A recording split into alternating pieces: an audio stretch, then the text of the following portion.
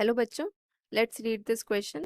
Question says in a first order reaction, the concentration of the reactant decreases from 0.8 to 0.5 molar in 15 minutes. यानी कि concentration 15 minute में कितनी हो रही है, हाफ हो जा रही है. मतलब कि 15 minutes क्या given है, half life period given है. What is half life period? Half life period is that time in which the concentration of reactant becomes half. मतलब कि half react हो चुका होता है और half बचा होता है. The time taken for the concentration to change from 0.1 molar to 0.025 molar is, तो मतलब कि अगर वो हाफ रिएक्शन करने में 15 मिनट्स लगा रहा है, 0.8 से 0.4 मोलर कन्वर्ट होने में 15 मिनट लगा रहा है, तो 0.1 से 0.025 कंसंट्रेशन डिक्रीज होने में कितना टाइम लगाएगा वो सेम रिएक्टेंट, वो बताना है, टाइम निकालना है यहाँ पे. कैसी ऑर्डर रिएक्शन है? फर्स्ट ऑर्डर रिएक्शन है. ओके, की कॉन्सेप्ट देखते हैं अब यहाँ पे.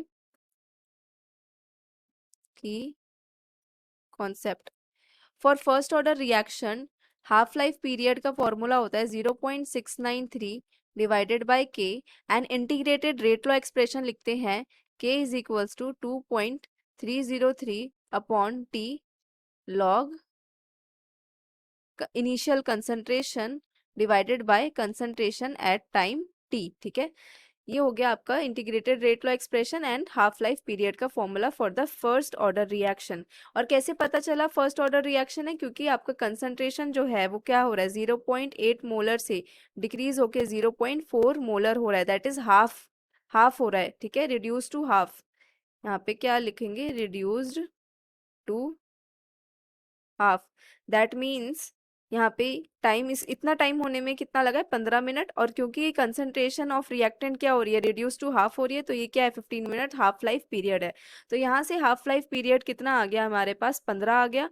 तो 15 is equals to 0.693 divided by K क्या होता है, रेट कांस्टेंट. तो यहाँ से रेट कांस्टेंट निकल के क्या आ जाएगा, 0.693 divided by 15 which will be equals to 0.0462 minute inverse. ये यहाँ से हमारा रेट कांस्टेंट आ जाएगा 0.0462 मिनट इनवर्स.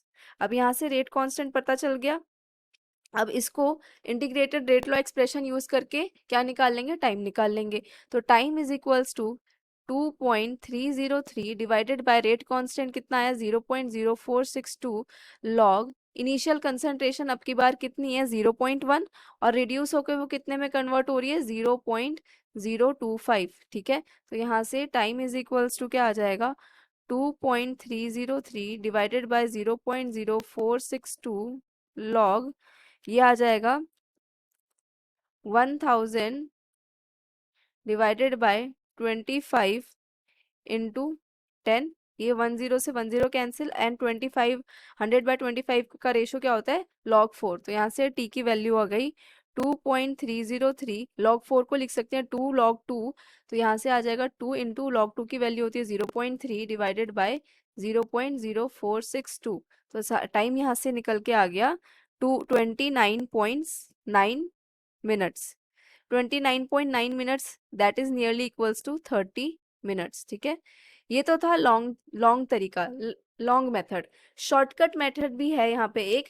शॉर्टकट मेथड क्या होगा कि 0.1 से 0, इसका हाफ लाइफ पीरियड तो पता चल चुका है आपको, 15 मिनट है. तो 0.1 का हाफ कितना हो जाएगा, 0.05. ठीक है, तो 0.1 से 0.5 जाने में हाफ लाइफ पीरियड कितना खर्च हुआ होगा, 15 मिनट्स. ठीक है, 15.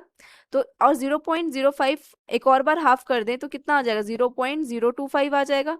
तो टी हाफ सेकेंड, ये टी हाफ फर्स्ट था, टी हाफ सेकेंड, ये दोबारा कितना लिया होगा इसने, 15 मिनट लिया होगा.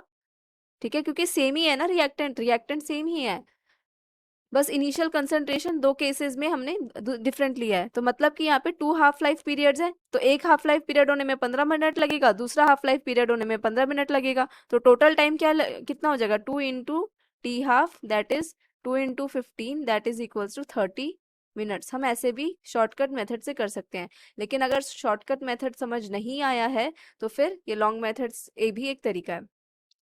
Hope you understood it well. Best of luck.